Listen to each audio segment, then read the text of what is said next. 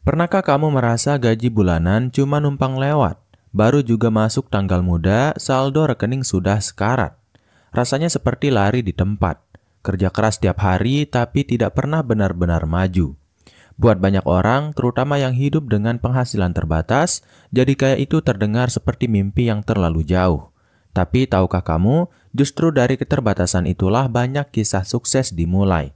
Karena yang kamu butuhkan bukan keajaiban, tapi strategi yang tepat dan pola pikir yang benar. Kebanyakan orang terjebak dalam pemikiran bahwa kaya hanya untuk mereka yang punya modal besar, koneksi luas, dan warisan keluarga.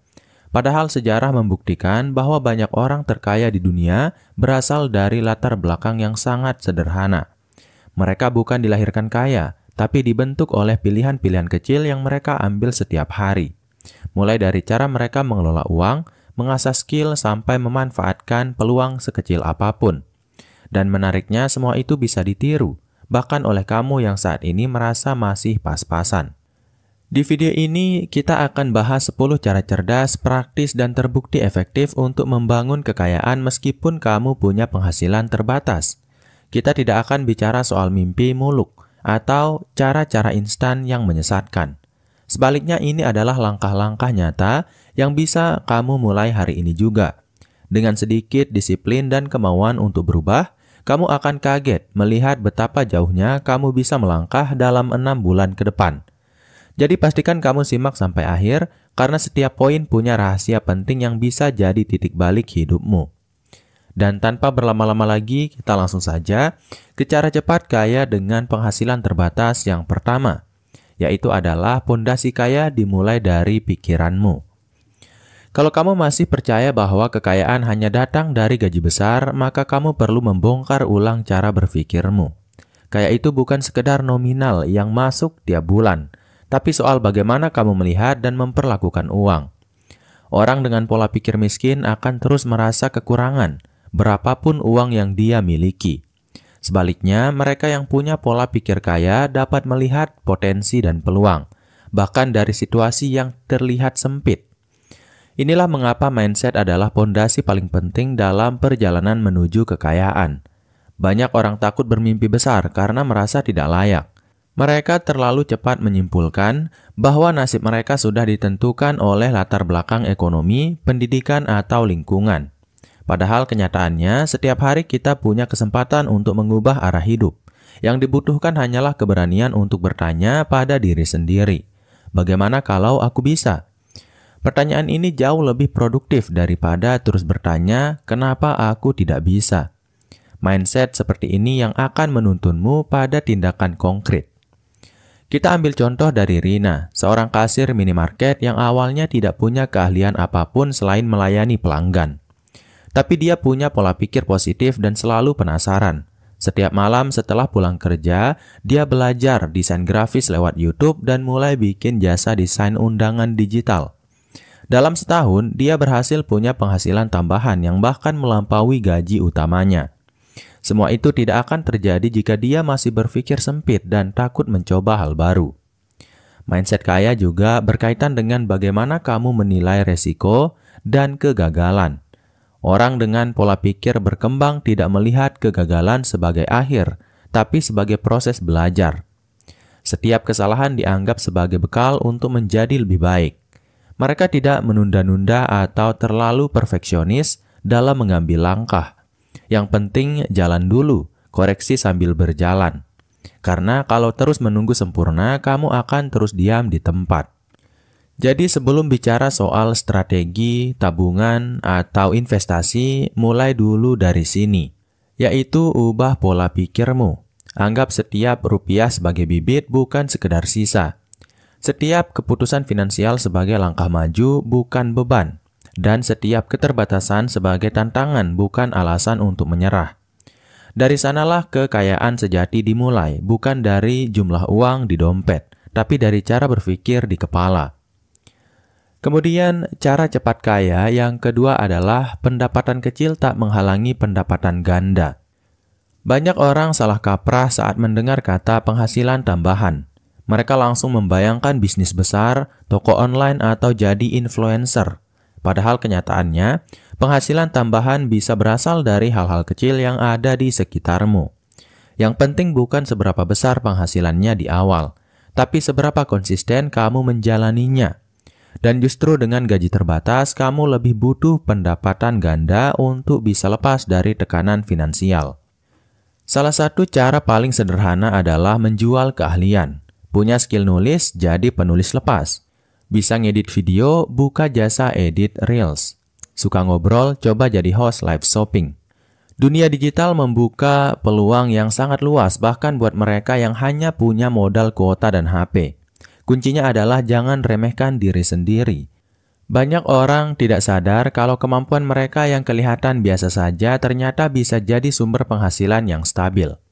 Menurut laporan dari Badan Pusat Statistik tahun 2023, jumlah pekerja Indonesia dengan 2 atau lebih sumber pendapatan meningkat hampir 15% dibanding tahun sebelumnya. Ini menunjukkan bahwa kesadaran untuk mencari penghasilan tambahan sudah mulai tumbuh. Dan menariknya, sebagian besar dari mereka memulainya dari aktivitas sederhana seperti jualan makanan ringan, dropship produk digital, atau jadi admin media sosial. Mari kita lihat kisah Aldi, pegawai administrasi yang jago main game. Daripada main game cuma buat hiburan, dia mulai live streaming di TikTok setiap malam. Di bulan pertama cuma ada 10 penonton dan tidak dapat uang. Tapi dia konsisten, belajar edit video dan membangun komunitas kecil. Setelah 6 bulan, dia sudah mulai dapat endorse dan penghasilan tambahan jutaan rupiah. Semua itu dimulai dari hobi yang dulu dianggap buang waktu. Jadi, kalau hari ini kamu merasa penghasilanmu belum cukup, jangan mengeluh. Gunakan waktumu untuk membangun aliran uang kedua. Tidak harus langsung besar, tapi pastikan kamu mulai. Karena semakin lama kamu menunda, semakin jauh juga jarakmu dari kebebasan finansial. Dan kalau kamu sudah punya satu penghasilan tambahan, bukan tidak mungkin kamu bisa punya 3 atau 5 sekaligus. Itulah kekuatan dari strategi ganda dalam dunia yang serba cepat ini. Kemudian, cara yang ketiga adalah jangan menabung kalau tidak tahu tujuannya. Menabung itu penting, tapi sering disalahartikan. Banyak orang menabung hanya karena diajarkan sejak kecil bahwa menabung pangkal kaya. Tapi tanpa tujuan yang jelas, tabungan malah bisa jadi jebakan. Uang yang ngendap di rekening tanpa arah hanya akan menguras inflasi. Apalagi kalau kamu tidak punya kebiasaan mengelola uang dengan disiplin. Tabungan itu bisa lenyap begitu saja ketika ada diskon besar-besaran atau promo pay later. Menabung yang benar dimulai dari pertanyaan untuk apa uang ini. Apakah untuk dana darurat, modal usaha, pendidikan, atau liburan impian? Setiap tujuan punya cara menyimpan yang berbeda. Kalau tujuannya jangka pendek, simpan di rekening biasa. Tapi kalau untuk jangka panjang, lebih baik disimpan di instrumen yang berkembang, seperti reksadana pasar uang atau deposito. Menentukan tujuan akan membuat kamu lebih terarah dan yang paling penting, lebih termotivasi. Bayangkan kamu ingin membuka kedai kopi sederhana 2 tahun lagi, kamu bisa mulai menyisihkan Rp500.000 per bulan secara konsisten. Dengan bunga tabungan atau investasi ringan, dalam 2 tahun kamu bisa punya modal awal sekitar 13 juta rupiah. Itu baru dari satu alokasi. Jika kamu punya lebih dari satu tujuan, pisahkan perencanaannya. Tabungan tanpa tujuan seperti kapal tanpa arah, cepat habis dan rawan bocor. Kita bisa belajar dari pengalaman Desti, seorang guru honorer yang punya impian buka bimbel sendiri. Dia menabung bukan hanya untuk punya uang lebih, tapi punya target jelas, yaitu sewa tempat, beli papan tulis, dan cetak brosur. Karena punya rencana spesifik, dia lebih disiplin dan rela menahan diri dari pengeluaran tidak penting. Dalam 2 tahun, dia berhasil mewujudkan mimpinya. Bukan karena gajinya besar, tapi karena dia tahu betul arah uangnya. Jadi kalau kamu merasa sudah nabung tapi tidak kaya-kaya juga, mungkin bukan jumlahnya yang salah, tapi tujuannya yang kabur. Mulailah dengan menulis tujuan-tujuan kecilmu, buat estimasi nominal dan waktunya, lalu disiplinkan dirimu menabung sesuai porsi. Dengan strategi ini, menabung bukan lagi aktivitas yang membosankan, tapi langkah konkret menuju masa depan yang lebih sejahtera dan terencana. Kemudian, cara yang keempat adalah menabung aset dari nol. Banyak orang menganggap bahwa aset hanya bisa dimiliki oleh mereka yang punya uang banyak. Padahal faktanya, aset bisa dibangun bahkan dari kondisi ekonomi yang pas-pasan. Yang penting bukan seberapa besar kamu mulai, tapi seberapa konsisten kamu menumbuhkannya. Aset adalah segala sesuatu yang bisa menghasilkan uang atau nilainya bertambah di masa depan. Bisa berupa properti, saham, bisnis kecil, atau bahkan akun media sosial yang produktif.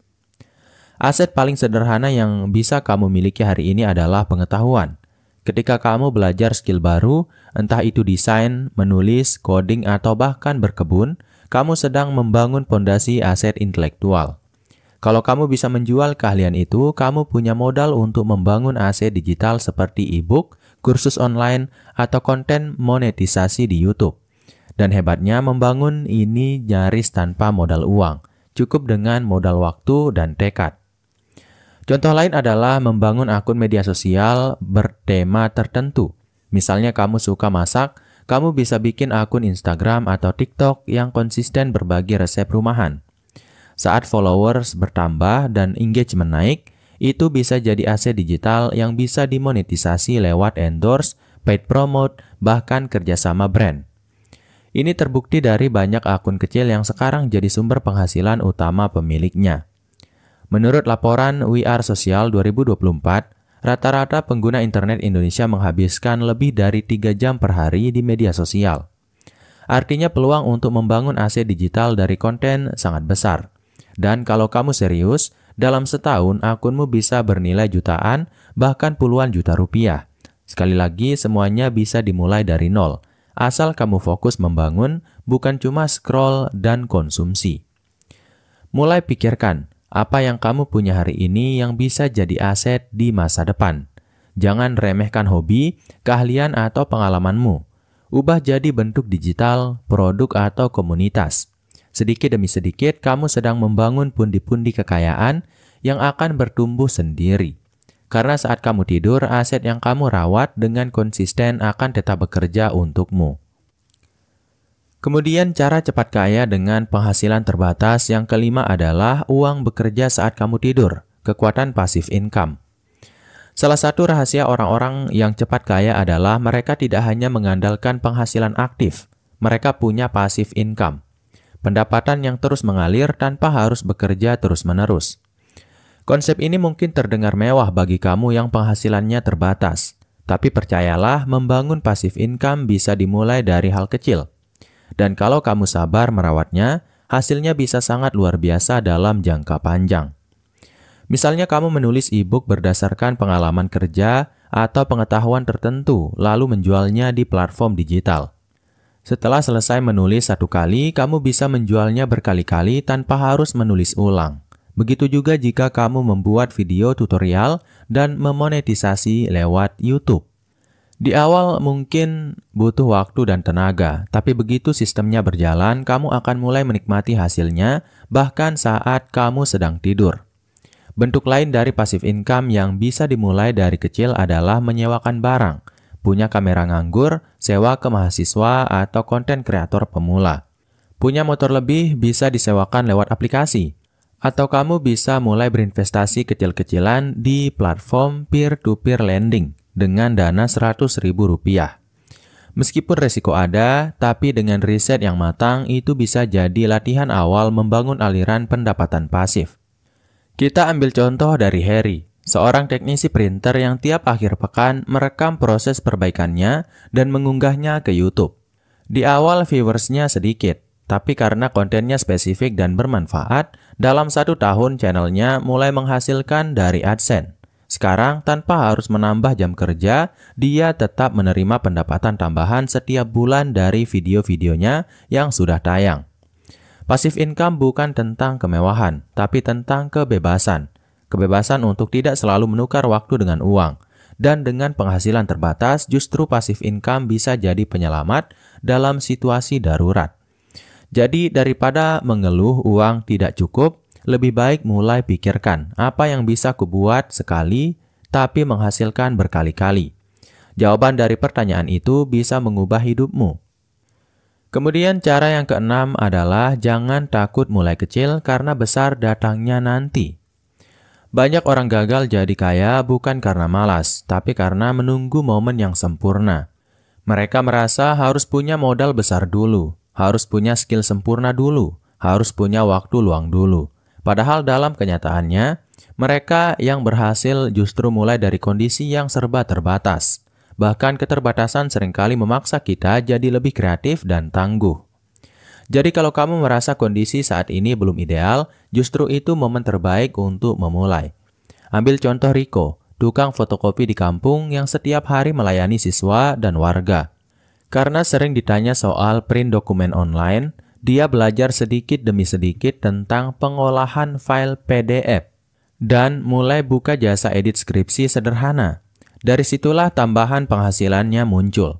Sekarang selain buka fotokopi, Rico juga dikenal sebagai penyelamat mahasiswa akhir. Semua itu diawali dari keberanian untuk mencoba hal kecil yang bisa dia pelajari sendiri. Mulai kecil bukan berarti kamu akan selamanya kecil. Justru dengan langkah-langkah kecil yang konsisten, kamu sedang membangun fondasi yang kuat dalam bisnis dan keuangan.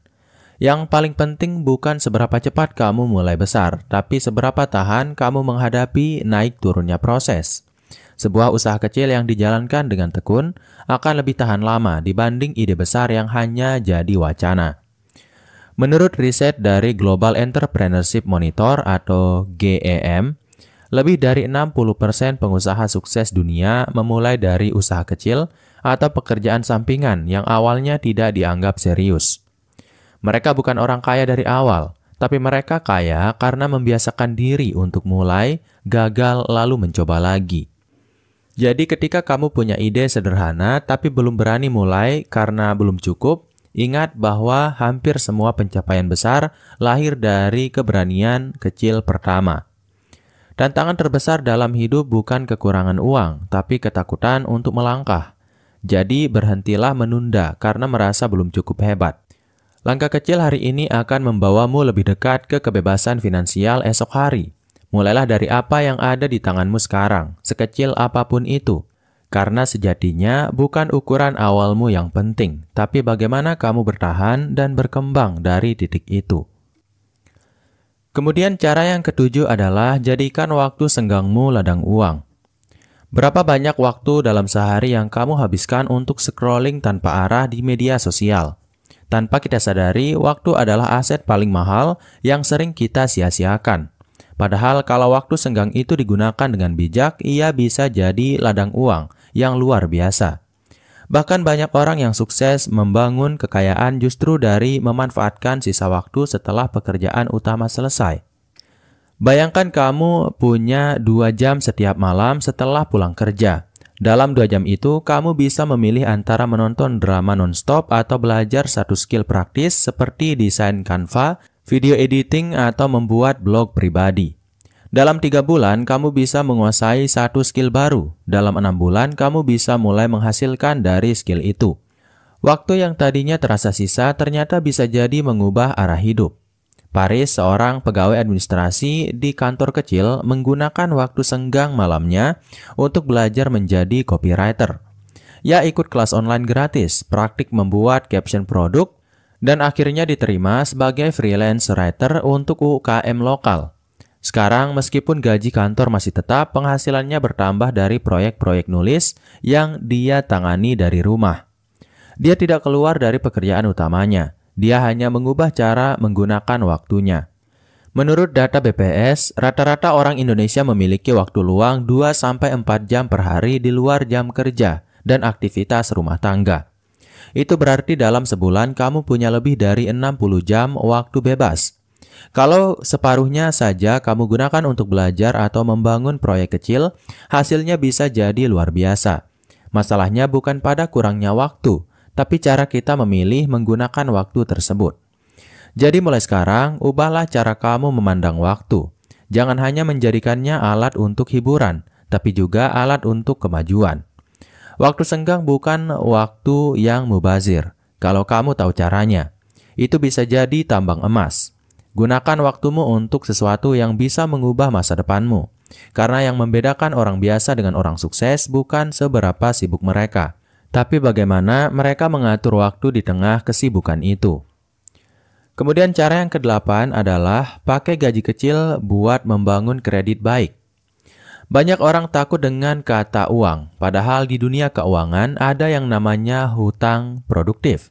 Salah satu cara untuk naik level dalam keuangan adalah dengan memiliki rekam jejak kredit yang baik. Ini bukan berarti kamu harus berhutang besar-besaran, tapi menggunakan fasilitas keuangan dengan bijak untuk membuktikan bahwa kamu bisa dipercaya oleh sistem perbankan.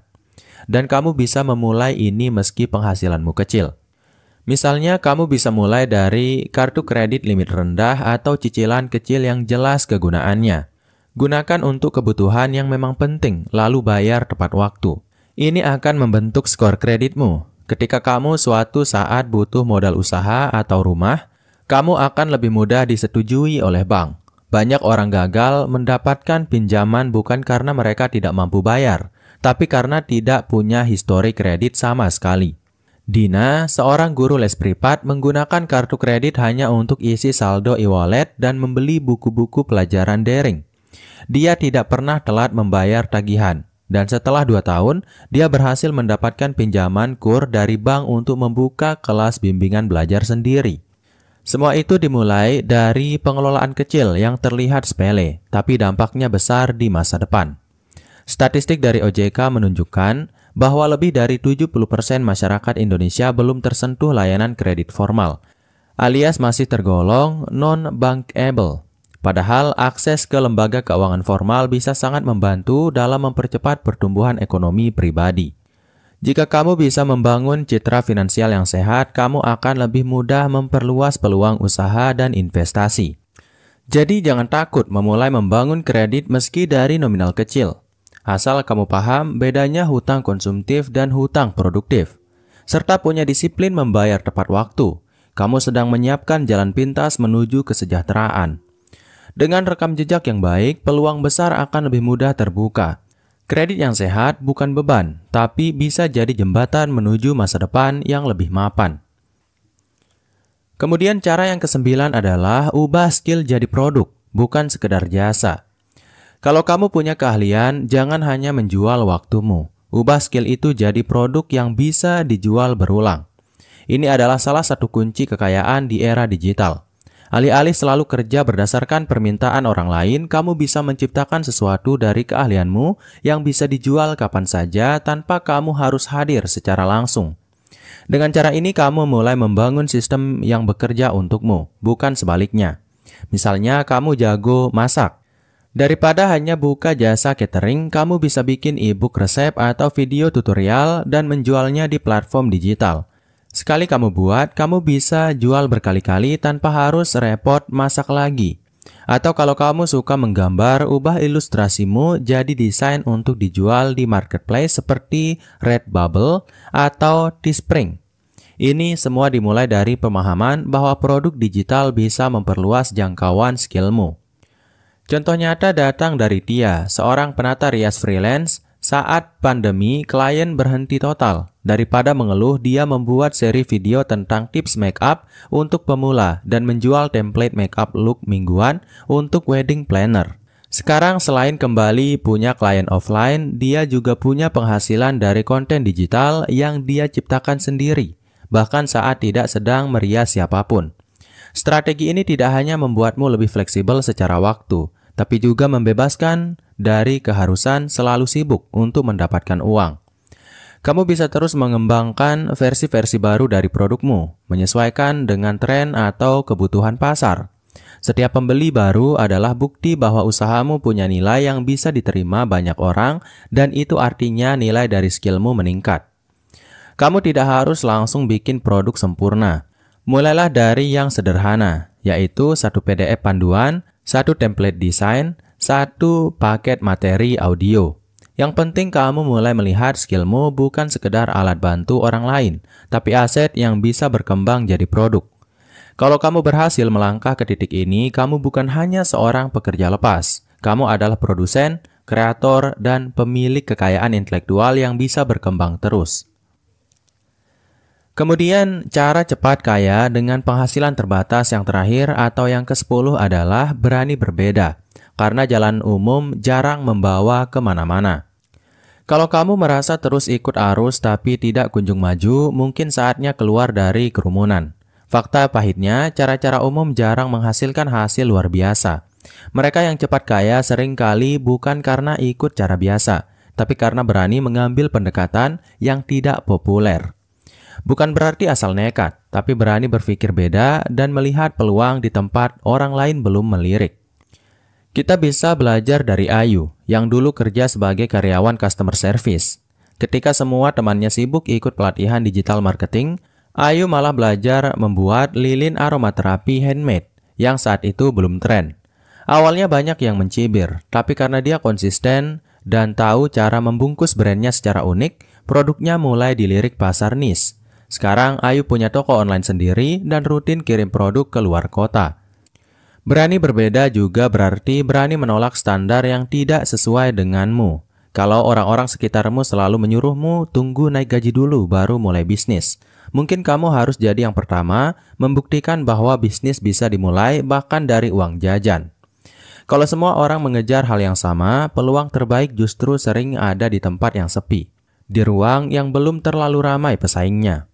Menurut riset dari Harvard Business Review, inovasi yang paling sukses justru datang dari orang-orang yang punya pandangan kontrarian, yaitu mereka yang berani berpikir melawan arus, tapi punya logika dan riset yang kuat untuk mendukung langkahnya.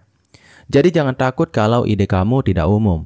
Selama kamu tahu apa yang kamu lakukan dan konsisten menjalankannya, hasilnya bisa sangat memuaskan. Jadi pertanyaannya bukan apa cara tercepat kaya, tapi apa cara yang paling cocok buatku meski belum banyak yang melakukannya. Dalam dunia yang seragam, keberanian untuk berbeda bisa jadi tiket menuju kesuksesan. Temukan celah, yakini potensimu dan jangan ragu melangkah meski belum banyak yang percaya. Karena terkadang jalur sepi adalah jalan tercepat menuju puncak. Menjadi kaya bukan lagi soal seberapa besar gaji yang kamu terima setiap bulan, tapi soal bagaimana kamu mengelola, memanfaatkan, dan menggandakan apa yang kamu miliki saat ini. Banyak orang terus menunggu penghasilan besar sebelum mulai berinvestasi, belajar bisnis, atau membangun aset. Padahal orang-orang yang benar-benar berhasil adalah mereka yang berani bertindak, bahkan saat kondisi belum sempurna. Ingat, kamu tidak perlu kaya dulu untuk memulai, justru kamu perlu mulai dulu untuk bisa kaya. Setiap poin dalam video ini bukan sekedar teori, melainkan strategi yang bisa langsung kamu praktikkan mulai dari sekarang. Tidak harus semuanya sekaligus, cukup pilih satu cara yang paling relevan dengan hidupmu, lalu konsisten jalani. Karena langkah kecil yang dilakukan dengan sadar dan terus-menerus akan jauh lebih berdampak dibanding menunggu momentum besar yang belum tentu datang. Kunci utamanya bukan di luar sana, tapi ada dalam pola pikir dan kebiasaanmu sehari-hari. Terakhir, tulis di kolom komentar dari 10 cara tadi mana yang paling ingin kamu coba duluan, dan kenapa. Kita akan bahas dan diskusi bareng di kolom komentar, karena perjalanan menuju kekayaan bukan hanya tentang uang, tapi tentang kebijaksanaan dalam melangkah. Sampai jumpa di video berikutnya, terus belajar, terus bertumbuh, dan jangan pernah berhenti percaya bahwa kamu bisa kaya, meski dengan penghasilan yang terbatas. Dan mungkin itu dulu untuk video kali ini. Semoga bermanfaat. Wassalam.